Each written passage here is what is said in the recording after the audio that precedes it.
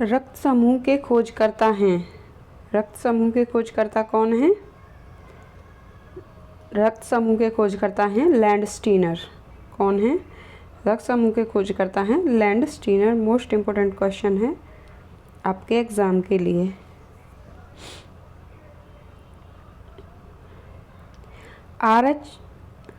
RH factor का पता किसने लगाया था? RH फैक्टर का पता किसने लगाया था? RH फैक्टर का पता लैंडस्टीनर और वियनर ने लगाया था। RH फैक्टर का पता लैंडस्टीनर और वियनर ने लगाया था।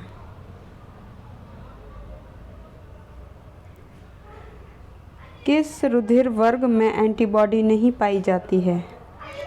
किस रुधिर वर्ग में एंटीबॉडी नहीं पाई जाती है?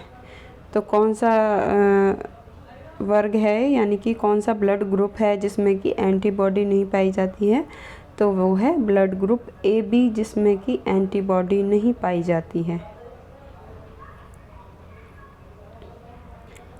फ्रेंड्स, ये सारे क्वेश्चन हमने इम्पोर्टेंट लिए हैं आपके एग्ज़ाम के लिए। यदि आप किसी भी एग्ज़ाम की तैयारी कर रहे हैं तो ये वीडियो आपके लिए बहुत ही ज़्यादा हेल्पफुल रहने वाली है। किस रुधिर वर्ग में दोनों एंटीबॉडी पाई जाती हैं? किस रुधिर वर्ग में दोनों एंटीबॉडी पाई जाती हैं? तो कौन सा रक्त समूह है वो? यानी कि ब्लड ग्रुप O में दोनों एंटीबॉडी पाई जाती हैं।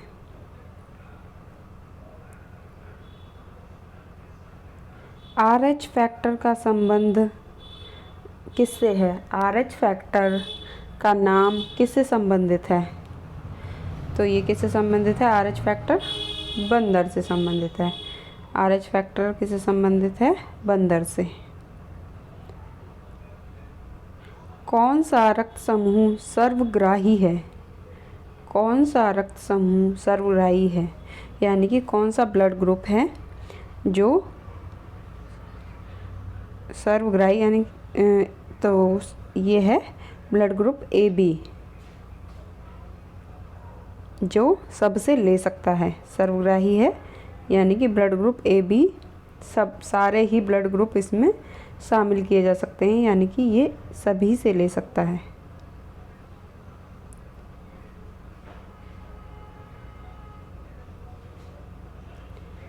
कौन सा रक्त समूह सार्वत्रिक दाता है?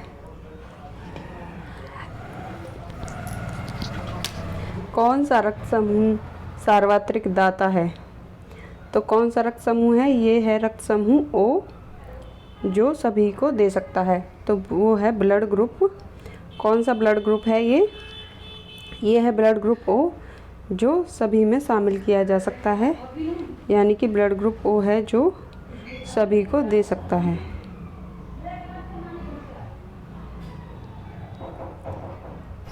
मानव मस्तिष्क में बुद्धि का केंद्र है।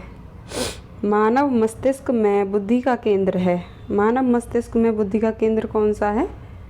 तो सेरेब्रम। कौन सा है? सेरेब्रम। और ये ब्लड ग्रुप की बात की जाए तो जो सबसे ले सकता है वो है AB, और ब्लड ग्रुप O है वो सभी को दे सकता है।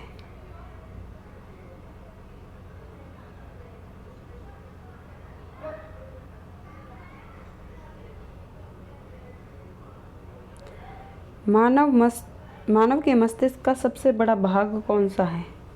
मानव के मस्तिष्क का सबसे बड़ा भाग कौन सा है? तो ये है प्रेम मस्तिष्क। प्रेम मस्तिष्क मानव की बुद्धि मस्तिष्क का सबसे बड़ा भाग कौन सा है? प्रेम मस्तिष्क। मानव शरीर की सबसे बड़ी कोशिका कौन सी है? मानव शरीर की सबसे बड़ी कोशिका कौन सी है? तंत्रिका कोशिका। कौन सी कोशिका है? तंत्रिका कोशिका मानव शरीर की सबसे बड़ी कोशिका है। नेक्स्ट क्वेश्चन है, मनुष्य में मेरुदंड से कितनी जोड़ी तंत्रिका निकलती हैं? मनुष्य में मेरुदंड से कितनी जोड़ी तंत्रिका निकलती हैं? तो ये निकलती हैं 31 जोड़ी तंत्रिका निकलती हैं। 31 जोड़ी तंत्रिका, और यदि वैसे की बात की जाए तो हो जाएंगी ये 62।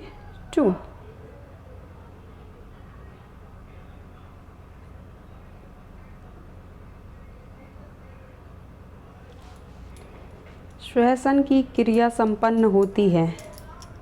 श्वसन की क्रिया संपन्न होती है, कहाँ पर संपन्न होती है श्वसन क्रिया? तो ये होती है माइटोकॉन्ड्रिया में श्वसन क्रिया संपन्न होती है। कहाँ पर संपन्न होती है? माइटोकॉन्ड्रिया में। मनुष्य द्वारा छोड़ी हुई सांस की हवा में कार्बन डाइऑक्साइड यानी कि CO2 की मात्रा लगभग कितनी होती है? जो मनुष्य द्वारा सांस छोड़ी जाती है उसमें CO2 की मात्रा कितनी होती है? 4%। कितनी? 4% कार्बन डाइऑक्साइड।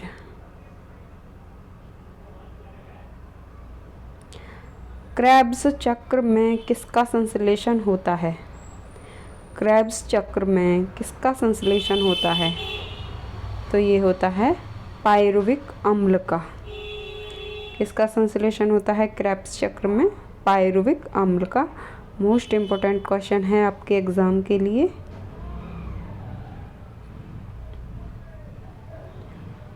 मानव शरीर में यूरिया का निर्माण होता है। मानव शरीर में यूरिया का निर्माण होता है, कहाँ पर होता है मानव शरीर में यूरिया का निर्माण? यकृत में। कहाँ पर होता है? यकृत में।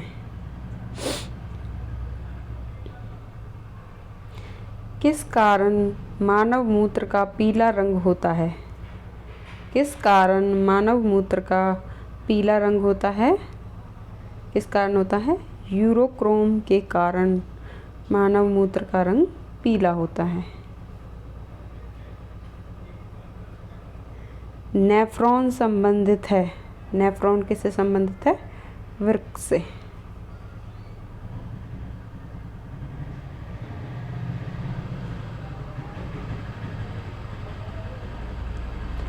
कृत्रिम गुर्दा किस सिद्धांत पर कार्य करता है? कृत्रिम गुर्दा किस सिद्धांत पर कार्य करता है?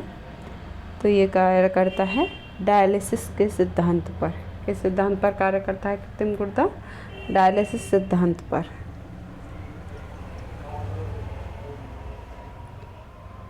नेक्स्ट क्वेश्चन है, हेनले का लूप का कार्य संबंधित है। हेनले का लूप का कार्य किससे संबंधित है? उत्सर्जन तंत्र से संबंधित है। किससे संबंधित है?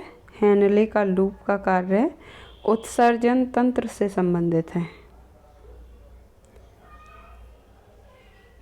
गर्भाशय में विकसित भ्रूण को किस रचना द्वारा पोषण मिलता है? गर्भाशय में विकसित भ्रूण को किस रचना द्वारा पोषण मिलता है? तो ये मिलता है किसके द्वारा? प्लेसेंटा के द्वारा। किसके द्वारा मिलता है? प्लेसेंटा के द्वारा। गर्भाशय में मानव भ्रूण किस द्रव में तैरता है? किस द्रव में तैरता है? अग्नियाटिक द्रव में तैरता है। अग्नियाटिक द्रव में तैरता है मानव भ्रूण। गर्भाशय में अग्नियाटिक द्रव में तैरता है। पुरुषों में नसबंदी को क्या कहा जाता है? पुरुषों में नसबंदी को क्या कहा जाता है? वैस्कटॉमी कहा जाता है। पुरुष नसबंदी को क्या कहा जाता है? वैस्कटॉमी। स्त्रियों में नसबंदी को क्या कहा जाता है? स्त्रियों में नसबंदी को कहा जाता है ट्यूबेक्टॉमी, और पुरुषों में नसबंदी को वैस्कटॉमी।